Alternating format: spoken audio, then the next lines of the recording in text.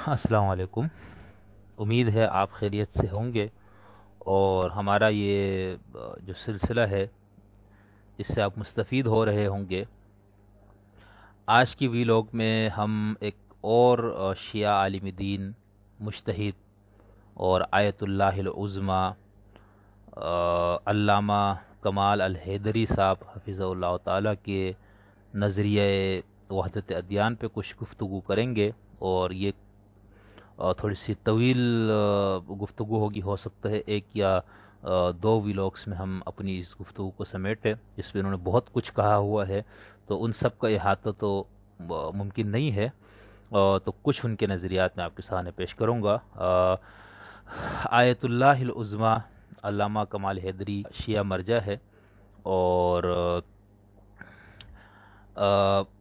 ان کی جو پیدائش ہے وہ 1956 ہے، اور کربلا میں یہ پیدا ہوئے ہیں، اور ابھی ایران کے اندر یہ مقیم ہیں، اور جیل میں ہے بیچارے اپنے کچھ ناکردہ گناہوں کی سزا کے طور پر۔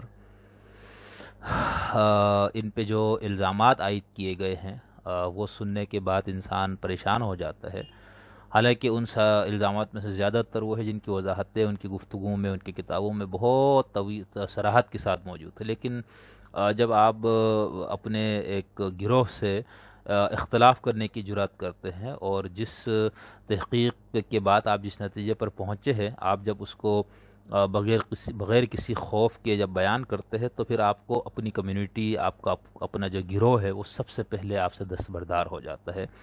نہ صرف دستبردار ہوتا ہے بلکہ انتہائی عجیب و غریب الزامات عائد کیے جاتے۔ تو میں آگے کہیں جا کر بہت تفصیل سے آپ کو بتاؤں گا کہ ان کے اوپر کیا کیا الزامات ہے، اور الزامات لگانے والے لوگ کون ہیں، اور ان کو قید میں کیوں رکھا ہوا ہے، کس بنیاد پہ ان کو جیل میں ڈالا گیا ہے۔ بعد میں آپ کو ایک اور سعودی ایک عالم دین کا نظریہ بھی جب میں اس پہ آپ کو بتاؤں گا، تو ان کو بھی بتاؤں گا کہ ان کو بھی سعودی عرب نے جیل میں ڈالا۔ وہ مطلب یہ کہ حنبلی المسلک، ٹھیک ہے، یعنی وہ کوئی شیعہ نہیں تھے، سعودی عرب سے تعلیم حاصل کی، وہیں پیدائش ہے، وہاں کا شہری ہے، اور باقاعدہ وہ حنبلی المسلک تھے، جو سعودی عرب کا جو سرکاری مسلک ہے۔ لیکن انہوں نے جب اپنے مسلک سے کچھ اختلاف کیا اور کچھ نئے خیالات پیش کرنے کی کوشش کی، تو ان کو بھی جیل میں ڈال دیا۔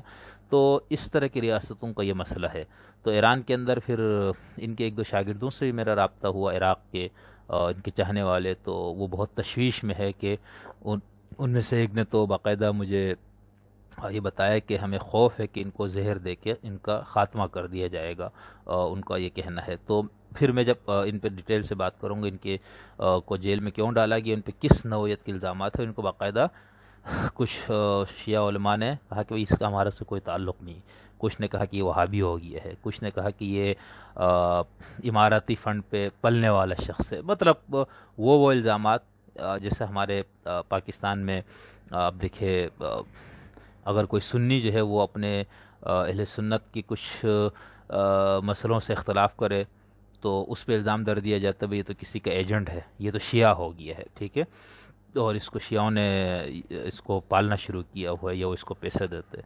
اسی طرح شیعوں کے ہاں کوئی شخص ایسا پیدا ہو جائے تو اس کو کہا جاتا ہے یہ وہابی و سنی ہے، ہو گیا ہے، اور بات تقیہ کر کے بیٹھا ہوا ہے، اور اس کو وہاں سے کچھ مفادات حاصل ہے۔ تو یہ اہل علم و دانش، اور جو اس قسم کے بڑے اہل علم و دانش ہے، ٹھیک ہے، انسان معصوم نہیں ہے، مطلب اس سے غلطی کی گنجائش موجود ہوتی ہے، لیکن بہرحال جو اس درجے پہ اہل علم پہنچ جائے اور ان کی تحقیق ان کو مجبور کرے کسی اپنی رائے کے اظہار کے، تو یہ بہت بہادری اور جرأت کی بات ہے، خاص طور پر ایسی ریاستوں میں، ایسے ممالک میں جہاں پر آپ کو معلوم ہے کہ میری اس گفتگو اور میرے نظریات کا مجھے کیا خمیازہ بھگتنا پڑے گا، ٹھیک ہے۔ ہم اپنے ملک میں دیکھیں، بہت سارے ایریاز وہ ہے جہاں پر لوگ کھل کے بات نہیں کر سکتے، نجی محفلوں میں بات ہوتی ہے، لیکن پبلک میں، یہاں تک کہ ٹی وی ٹاک شوز کے اندر آپ دیکھیں کس طرح سے احتیاط سے بات کی جاتی ہے مقدس گاہ کے حوالے سے، مختلف خفیہ ناموں سے اور ایسے ناموں سے ان کو پکارا جاتا ہے، اور اگر کوئی جرأت کرے تو پھر آپ کو پتہ ہے اس کو ساتھ کیا حشر ہوتا ہے۔ لیکن بہرحال ان ملکوں کے مقابلے پہ یہاں پر پھر بھی آزادی ہے، کم سے کم جمہوریت کا ایک نام قائم ہے، الیکشن ہے، اسمبلی موجود ہے، ادارے موجود ہے۔ تو اس کے باوجود کتنی سختی ہیں. تو آپ ان ملکوں کو سوچیں جہاں پر کوئی خبر وہ باہر نہیں آنے دیتے. تو خیر بات تھوڑی دوسری طرف نکل گئی. علامہ کمال الحیدری بہت صاحب علم و دانش، یعنی علوم القرآن، تفسیر، حدیث، فقہ، اصول فقہ، علم الکلام، عرفان، فلسفہ، منطق، تمام موضوعات پر بے شمار کتابوں کے مصنف اور مؤلف، اور بے شمار ان کے شاگرد دنیا میں موجود ہے. اور شروع میں یہ دیگر مسالک والوں سے، مذاہب والوں سے مناظرے کر کے یہ ان کی شہرت ہوئی، اور اس کے بعد انسان کی فکر میں ارتقاء آتا ہے. ظاہر سی بات ہے، پتھر تو نہیں ہو سکتا ہے نا. وہ لوگ جو شروع سے لے کر مرتے دم تک ایک ہی خیال پہ قائم رہے اور کوئی تبدیلی نہ آئے، تو پھر وہ ان کے اندر اس کا مطلب ہے کہ مزید غور و فکر، سوچنے سمجھنے کی اپنی جو ان کی صلاحیت ہے انہوں نے اس کے اوپر قدغن لگا دی. تو یہ بہت میرے لیے تو خاص طور پر اس قسم کے لوگ بہت قابل قدر ہے. اور ہم تو دیکھیں کوئی حیثیت نہیں، نہ علمی حیثیت ہے نہ کوئی معاشرتی حیثیت ہے، لیکن اس کے باوجود اس طالب علم پر بھی اسی نوعیت کے عجیب و غریب، بہرحال یہ دوسری طرف بات ہو گئی، ضرورت نہیں تھی حوالہ دینے کی، لیکن چونکہ گزرا ہوا ہوں تو مجھے معلوم ہے. اور جب آپ ناکردہ گناہوں کی آپ کو سزا ملتی ہے، اور جب مطلب گناہ بے لذت، یعنی نہ آپ کو کوئی فنڈ دیتا ہے، نہ آپ کو کوئی گروہ آپ کی سرپرستی کر رہا ہے، نہ آپ کسی خفیہ اس کے لیے کام کر رہا ہو، اور اس کے باوجود آپ اس قسم کے الزامات لگے، تو پھر بہرحال لیکن جتنے منہ اتنی باتیں، اور ظاہر ہر شخص کو اپنی بات کہنے کی آزادی بھی ہے، اس کا حق بھی ہے، لیکن اس قسم کے الزامات عائد کرنا بہرحال مناسب نہیں ہے. تو علامہ کمال الحیدری صاحب، میں نے آپ کو بتایا، ان کے اساتذہ میں آیت اللہ خوئی صاحب شامل ہے، محمد باقر صدر ہے، حسین وحید خراسانی جیسے کبار مجتہدین ان کے اساتذہ میں شامل ہے. ٹھیک ہے. اور جیسے میں نے آپ کو بتایا کہ مختلف موضوعات پہ ان کی بے شمار کتابیں ہیں، جو کہ آپ ان کے ویب سائٹ پہ آپ جا کے آپ دیکھ لیجئے کس قدر یہ صاحب علم اور دانش شخصیت ہے. تو ان کا بھی یہ خیال ہے کہ سورہ البقرہ کی آیت نمبر 62 اور سورہ مائدہ کی آیت نمبر 69 کی روشنی میں کہ تمام مذاہب کے لوگ جو ہے وہ نجات اور سعادت کے مستحق ہیں. تو آج میں ان کا جو ایک عراقی ٹی وی پر جو ان کا پروگرام ہوتا تھا، اس میں جو ان سے اس حوالے سے گفتگو، اس میں سے میں ایک مختصر سا کلپ میں آپ کو سنانا چاہتا ہوں، جس کے اندر اینکر نے ان سے سوال کیا ہے کہ یہ جو آیت ہے ان الذین آمنوا والذین ھادوا والنصارى والصابئین وغیرہ، تو اینکر یہ کہہ رہے کہ اس میں جو کہا گیا ہے کہ یہود نصارہ صابئین میں سے جو بھی ایمان لایا اس کے لیے اللہ کے پاس اجر ہے.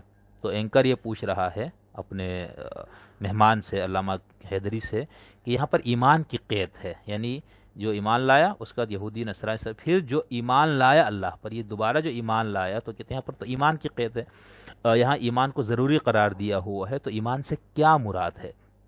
تو اس کا وہ جواب دیتے ہیں. پہلے انہوں نے وہ آیتیں پیش کی سورہ البقرہ کی اور سورہ المائدہ کی، اور پھر اس کے بعد ان کا یہ کہنا ہے علامہ کمال حیدری صاحب کا کہ ان آیات میں آمنو سے مراد اسلامی شریعت کو ماننے والے ہیں، یعنی جو پہلا آمنو ان الذین آمنوا، اس کے بعد والذین ھادوا والنصارى والصابئین، تو وہ کہتے ہیں پھر یہود نصارہ صابئین کا ذکر ہے.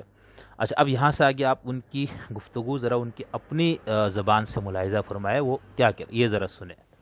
الجواب: كل من كتب في جنسيته نصراني بالضرورة مؤمن بالله ويعمل صالحا؟ ليس بالضرورة. كل من كتب يهوديا بالضرورة مؤمن ويعمل صالحا؟ ليس بالضرورة. كل من كتب صابئيا بالضرورة يؤمن بالله وبالعقيدة والشريعة ويعمل صالحا؟ أكو ملازمة؟ لا. كل من كتب في رسالة في جنسيته مسلم، الآن 1,700,000,000 1,800,000,000 كلهم هذول مسلمون، هاي مو الأمة الإسلامية.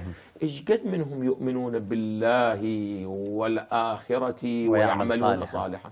نسبة معينة، ليس الجميع. إذن لا معنى القرآن أن يقول، التفتوا جيدا، لا معنى للقرآن أن يقول إن الذين آمنوا والذين هادوا والنصارى والصابئين فلهم أجر عند ربهم.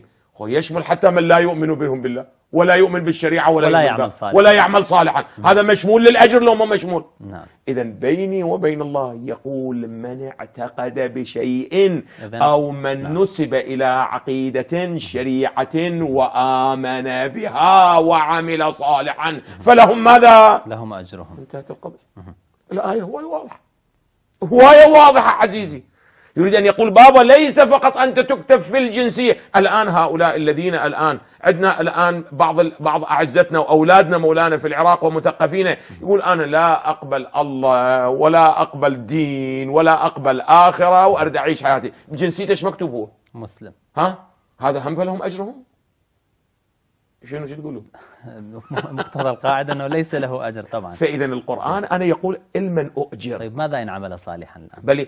بلي إذا عمل لم يؤمن ولكنه عمل صالحا. الجواب أنا قلت في بحث حوار مع الملحدين مولانا في الحلقة الأخيرة على اعتبار أن الملحد ما يؤمن بشيء لكنه ممكن يعمل صالحا. الجواب نعم. إذا كان عنده دليل على ما انتهى إليه وعمل صالحا كونوا على ثقة يؤجر أكثر من المؤمن الشيعي الذي لا يعمل صالحا. الآن يفهم من كلامك سماح سيد أنه الدليل هو بنفس قوة الإيمان. أحسنتم. ما عندك إيمان عندك دليل.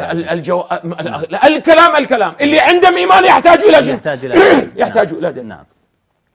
أما تفقد الاثنين ما يصير أنت تؤمن بلا دليل لا قيمة له، لا تؤمن بلا دليل لا قيمة له، تؤمن مع الدليل تثاب، لا تؤمن بالله مع الدليل تثاب.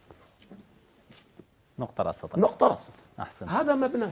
هذه علامہ صاحب نے اپنی اس گفتگو میں جو آپ نے بھی سنی انہوں نے یہ بتایا ہے کہ کیا یہ ضروری ہے کہ جس شخص کے مذہب کے خانے میں عیسائی لکھا ہوا ہے وہ لازماً اللہ پر ایمان رکھتا ہے اور عمل صالح کرتا ہے، یعنی کیا ضروری ہے؟ اسی طرح کہ ہر یہودی جس کے خانے میں لکھا یہودی، اسی طرح صابی، تو کیا ان جس کے خانہ مذہب میں لکھ دیا گیا ہو تو کیا ضروری ہے کہ وہ اسی طرح مسلمان جس کے خانے میں لکھا ہوا ہے تو کہ وہ اللہ پر بھی ایمان رکھتا ہو، آخرت پر بھی، اور عمل صالح بھی کرتا ہو؟ بالکل نہیں. اس کا مطلب یہ ہے کہ نہیں، یعنی یہ ضروری نہیں ہے کہ ان میں سے ہر ایک اللہ پر ایمان ہے اور عمل صالح کرتا ہے. تو علامہ صاحب اپنی اس گفتگو میں یہ فرما رہے ہیں لہٰذا قرآن یہ نہیں کہہ رہا جو بھی مسلمان، یہودی، عیسائی یا صابی ہو اس کا اجر اس کے رب کے پاس ہے، بلکہ ایمان کے ساتھ عمل صالح کا ذکر ہے. ٹھیک ہے، لہٰذا اس کا مطلب یہ ہے کہ جو بھی کسی چیز پر عقیدہ رکھتا ہو، کسی عقیدہ و شریعت کی طرف اپنی نسبت کرتا ہو، اس پر ایمان رکھتا ہو، عمل صالح کرتا ہو تو ان کے لیے اجر ہے. یہ ہے وہ بات جو کہی گئی، یہ بات بالکل واضح ہے. آیت کا مطلب یہ نہیں کہ جس کے مذہب کے خانے میں لکھا گیا ہو. اب آپ ان لوگوں کو دیکھیں، ہمارے بچے اور پیدائشی مسلمان جو لوگ عراق کے ہیں، کہتے ہیں میں نہ اللہ کو مانتا ہوں، نہ مذہب کو، نہ آخرت کو، مگر ان کے مذہب کے خانے میں لکھا ہوتا ہے کہ وہ مسلمان ہے. کیا ان کے لیے اجر ہے؟ تو یہاں پر اینکر نے کہا کہ اصولی طور پر تو ان کے لیے اجر نہیں ہے. پھر اس کے بعد اینکر نے سوال کیا جو آپ نے گفتگو سنی، کیا ملحدین بھی نجات کے مستحق ہوں گے؟ انہوں نے کہا چلو یہ تو بات ہے کہ یہود، نصارہ، صابین اور یہ ان میں سے جس کا اللہ پر، آخرت پر ایمان ہے اور عمل صالح تو وہ تو نجات ہے. تو جو ملحد ہے، جو کسی چیز پر ایمان نہیں رکھتا، کیا وہ بھی نجات کے مستحق ہے؟ تو علامہ صاحب نے اپنی اس گفتگو فرمایا ہے سوال یہ ہے اینکر کا، جب ایمان نہیں ہے تو عمل صالح کیسے ہوگا؟ یعنی اگر آپ یہ کہتے ہیں کہ ملحد بھی نجات پائے گا تو اس کو تو ایمان ہی نہیں ہے. تو علامہ صاحب نے جواب دیا، میں نے پہلے ایک پروگرام میں بات کی تھی جس سے ملحدین کے ساتھ مکالمہ تھا، اس کا عنوان تھا حوار مع الملحدین، ملحدین کے ساتھ مکالمہ. اینکر کہتے ہیں کہ ملحد تو کسی چیز پر ایمان نہیں رکھتا. تو علامہ صاحب فرمایا جی جواب سنیں. ٹھیک ہے، اس کے بعد علامہ صاحب یہ فرما رہے جب اس کے پاس دلیل ہو، یعنی ملحد کے پاس وہ یقین رکھتا ہے اور اپنے آپ کو اس سے جوڑتا ہے اور عمل صالح کرتا ہے، تو آپ یقین رکھیں کہ اس کو اس شیعہ مومن سے زیادہ اجر ملے گا جس کے پاس عمل صالح نہ ہو. یعنی اس ملحد کو اس شیعہ مومن سے زیادہ اجر ملے گا جس کے پاس عمل صالح ہو. ٹھیک ہے، تو علامہ صاحب کے خیال میں اس کا مطلب ہے، وہ کہتے ہیں کہ اصل اہمیت جو ہے وہ دلیل کو ہے. یعنی آپ نے اپنی ریسرچ، تحقیق، غور و فکر کے بعد جو نتیجہ اخذ کیا ہے وہ اللہ کے ہاں اہمیت کے حامل ہے. اینکر نے اس کے بعد پوچھا ہے کہ اب آپ کی بات سمجھ میں آئی کہ اس کا مطلب یہ ہوا کہ دلیل جو ہے اس کا پلہ یا اس کا وزن ایمان کے برابر ہے. یعنی ایک شخص کہتا ہے میں ایمان نہیں رکھتا ہوں لیکن وہ دلیل کے بنیاد پر ایمان نہیں رکھتا، تو آپ یہ کہہ رہے ہیں کہ یہ برابر ہے. تو علامہ صاحب فرما رہے جی آپ نے بالکل صحیح سمجھا، آپ نے صحیح فرمایا اینکر، جب آپ کے پاس ایمان ہوگا تو آپ کے پاس دلیل ہوگی۔ تو علامہ صاحب فرما رہے کہ سنیں، جب آپ ایمان رکھتے ہیں تو وہ دلیل کا محتاج ہے۔ پھر فرمایا اپنی اس گفتگو میں، ایمان بلا دلیل کی کوئی وقت نہیں ہے، اسی طرح بلا دلیل ایمان نہیں ہے تو اس کی کوئی وقت نہیں ہے۔ آپ کا ایمان دلیل کے بنیاد پر ہے تو آپ کو اجر ملے گا، آپ دلیل کے ساتھ اللہ پر ایمان نہیں رکھتے تو بھی آپ کو ثواب ملے گا۔ یہ ہے بنیاد، یہ ہے عقیدہ۔ تو اس گفتگو میں علامہ کمال حیدری صاحب نے جو بتایا کہ یہ جو 4 گروہوں کا ذکر ہے، اس کے علاوہ بھی جو ایمان باللہ آخر اور عمل صالح کے ساتھ، وہ تو ہے ہی نجات کے مستحق، لیکن جو ملحد ہے اگر وہ دلیل کی بنیاد پہ، تحقیق کی بنیاد پہ ملحد ہوا ہے اور اس کے بعد اس کے پاس صالح عمل موجود ہے، ٹھیک ہے، جو کہ تمام مذاہب میں طے شدہ ہے، سیکولر اخلاقیات میں بھی طے شدہ ہے، اگر اس کے پاس وہ اعمال صالحہ ہے، نیک اعمال ہیں، تو وہ ملحد بھی نجات کے مستحق ہے۔ علامہ صاحب اپنی تمام گفتگو میں ایک بات پہ بہت زیادہ اصرار اور تاکید کرتے ہیں، وہ کہتے ہیں کہ دلیل کی بنیاد پہ، یعنی دلیل کے بنیاد پہ ملحد ہے تو اس کے لیے اجر ہے، دلیل کے بنیاد پہ مومن ہے اس کے لیے اجر ہے، دلیل کی بنیاد پہ عیسائی ہے اس کے لیے اجر ہے۔ تو یہ جو انہوں نے بہت اس پہ گفتگو کی دلیل کی اہمیت پہ، اس کے لیے میں اگلی ویلاگ میں آپ کو ان کے ایک اور کلپ سناؤں گا جس کے اندر وہ انہوں نے بہت تھوڑی سی تفصیل سے اس سے بات کی ہے۔ امید ہے آپ کو ہمارا یہ سلسلہ پسند آ رہا ہوگا۔